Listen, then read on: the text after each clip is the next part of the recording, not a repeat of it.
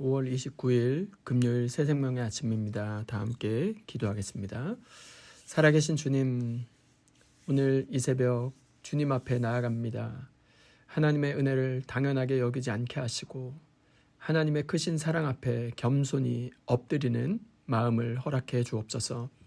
오늘 말씀을 통하여 하나님 앞에 머무는 기도의 은혜를 회복하게 하시고 하나님의 약속을 붙드는 믿음의 사람으로 살아가게 하옵소서.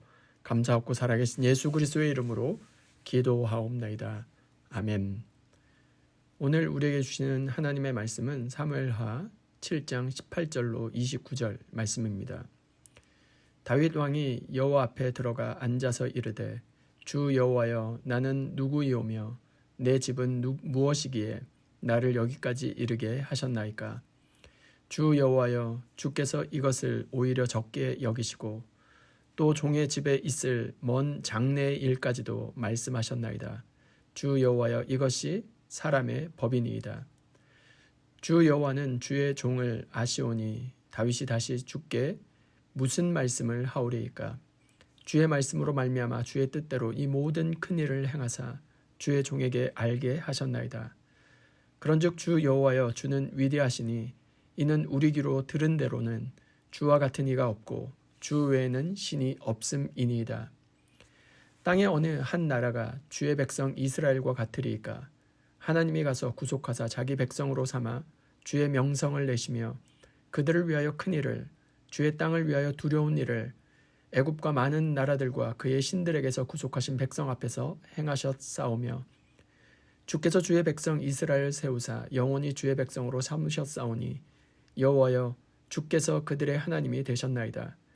여호와 하나님이여 이제 주의 종과 종의 집에 대하여 말씀하신 것을 영원히 세우시며 말씀하신 대로 행하사 사람이 영원히 주의 이름을 크게 높여 이르기를 만군의 여호와는 이스라엘의 하나님이라 하게 하옵시며 주의 종 다윗의 집이 주 앞에 견고하게 하옵소서. 만군의 여호와 이스라엘의 하나님이여 주의 종의 귀를 여시고 이르시기를 내가 너를 위하여 집을 세우리라 하셨으므로 주의 종이 이 기도로 주께 간구할 마음이 생겼나이다. 주 여호와여 오직 주는 하나님이시며 주의 말씀들이 참되시니이다. 주께서 이 좋은 것을 주의 종에게 말씀하셨사오니 이제 청하건대 종의 집에 복을 주사 주 앞에 영원히 있게 하옵소서. 주 여호와께서 말씀하셨사오니 주의 종의 집이 영원히 복을 받게 하옵소서 하니라. 오늘 이 본문으로 은혜를 아는 사람은 하나님 앞에 엎드립니다는 제목으로 하나님 말씀 증거하도록 하겠습니다. 오늘 본문은 다윗 언약 이후 이어지는 다윗의 기도의 내용입니다. 놀라운 것은 다윗의 반응입니다. 다윗은 흥분하지 않습니다. 자신을 높이지도 않습니다. 오히려 하나님 앞에 조용히 묵묵히 앉습니다. 오늘 말씀은 우리에게 참된 기도가 무엇인지를 보여줍니다. 첫 번째 주시는 하나님의 교훈은 하나님의 은혜를 깊이 알수록 사람은 낮아진다는 것입니다. 18절 말씀입니다. 다윗 왕이 여호와 앞에 들어가 앉아서 이르되 주 여호와여 나는 누구이오며 내 집은 무엇이기에 나를 여기까지 이르게 하셨나이까. 여기서 가장 중요한 고백은 이것입니다. 나는 누구이오며. 이것이 은혜를 경험한 사람의 모습인 것입니다. 다윗은 지금 왕입니다. 승리한 사람입니다. 이스라엘의 가장 높은 지위와 직책을 가지고 있는 사람입니다. 그러나 하나님 앞에서는 자기 자신을 자랑하지 않습니다. 이것이 은혜를 경험한 사람의 특징입니다. 은혜를 모르는 사람은 자꾸 자기 공로, 자기 의를 말합니다. 다윗은 오히려 자신의 과거를 되돌아보고 있습니다. 목동이었던 자신, 광야에서 도망자로 살았던 자신, 수없이 넘어지고 흔들렸던 자신, 사울에게 쫓기던 자신, 그런데 하나님이 여기까지 인도하셨습니다. 그래서 다윗은 하나님 앞에 이렇게 고백합니다. 하나님, 이 모든 것이 은혜였습니다. 신앙이 깊어진다는 것은 내가 대단한 사람이 되는 것이 아닙니다. 은혜를 아는 사람은 하나님을 말합니다. 고린도전서 15장 10절에 그러나 나의 나된 것은 하나님의 은혜로 된 것이니. 오늘 우리의 삶도 되돌아볼 수 있기를 소원합니다. 지금 여기까지 온 것이 우리의 힘입니까? 우리의 경험입니까? 우리의 능력입니까? 아니지요. 하나님이 여기까지 붙드셨습니다. 그래서 은혜를 아는 사람은 교만할 수 없습니다. 은혜를 아는 사람은 하나님 앞에 무릎 꿇을 수밖에 없습니다. 은혜를 아는 자답게 하나님 앞에 겸손히 엎드리는 저와 여러분 모두가 될 수 있기를 주님의 이름으로 축원드립니다. 두 번째 교훈은 참된 기도는 하나님의 약속을 붙드는 것이라는 것입니다. 25절 말씀입니다.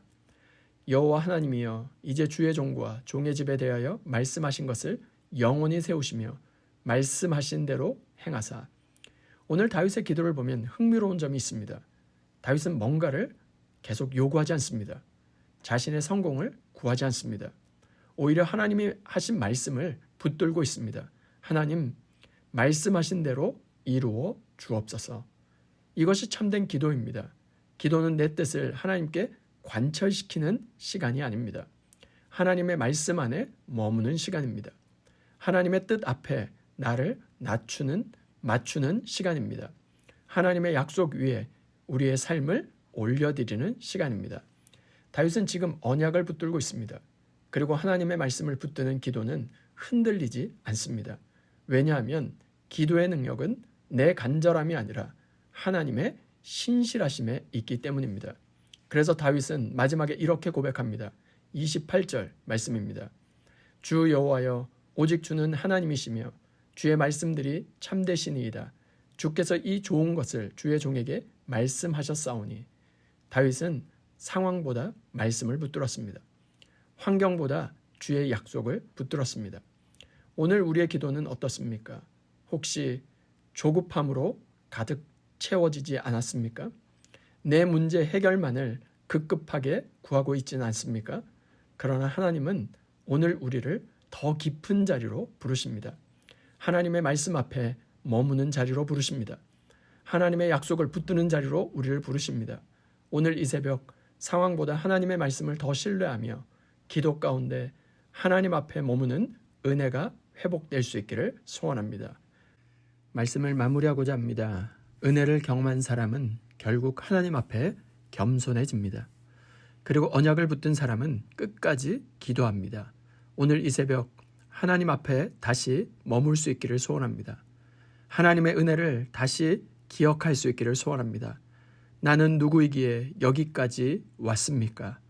이 고백 속에서 다시 은혜를 기억하는 복된 하루가 될 수 있기를 소원합니다. 하나님의 은혜 앞에 겸손히 엎드리고 하나님의 말씀을 붙들고 끝까지 기도의 무릎을 꿇는 저와 여러분 모두가 될 수 있기를 주님의 이름으로 축원드립니다. 이 시간 받은 말씀과 공동의 기도 제목으로 함께 기도하겠습니다. 첫 번째, 주여 여기까지 인도하신 하나님의 은혜를 잊지 않게 하시고 하나님 앞에 늘 겸손한 마음으로 살아가게 하옵소서. 두 번째, 내 뜻을 이루려는 기도가 아니라 하나님 앞에 머무르며 하나님의 뜻을 붙드는 믿음의 기도를 드리게 하옵소서. 세 번째, 토요 새벽 예배와 주일 예배 가운데 하나님께서 친히 함께하여 주셔서 모든 성도들이 하나님의 은혜 앞에 다시 무릎 꿇는 영적 회복이 있게 하옵소서. 공도의 기도 제목과 각자의 기도 제목을 주님께 올려드리며 함께 기도하겠습니다.